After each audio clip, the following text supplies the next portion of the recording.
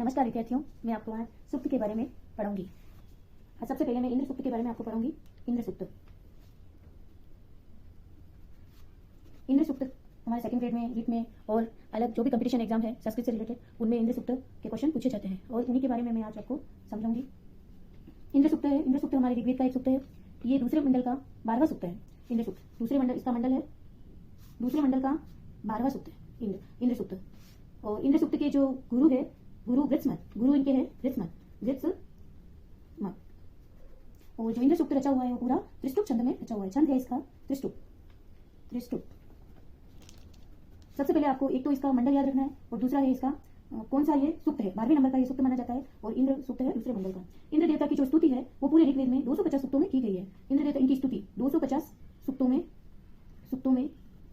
की गई है। ऋग्वेद के 250 सूक्तों में की गई है।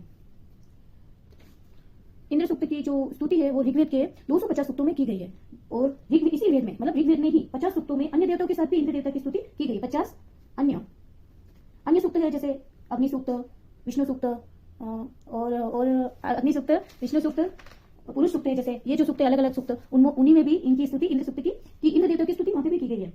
इंद्र देवता को युद्ध का देवता भी माना जाता है। इंद्र देवता को युद्ध का देवता भी माना जाता है। युद्ध के जो देवता है वो इंद्र देवता ही है। इंद्र देवता के जो पिता है उनका नाम ध्यो है। पिता का नाम ध्यो के नाम से जाना जाता है उनके पिता को।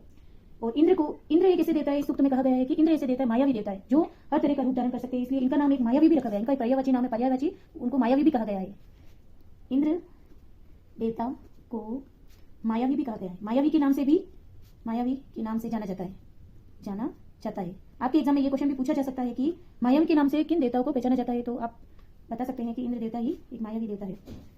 वज्र इनका जो अस्त्र है वो एक वज्र के नाम से प्रचलित है।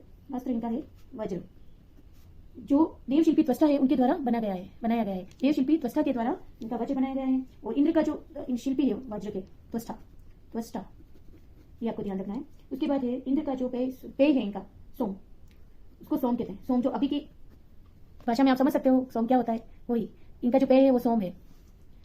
इसीलिए इनको सोमोपा के नाम से भी जाना जाता है। इसी से इनका नाम सोमोपा भी है।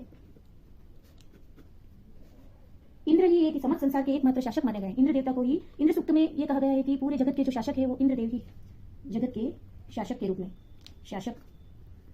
में इंद्रदेव ही है।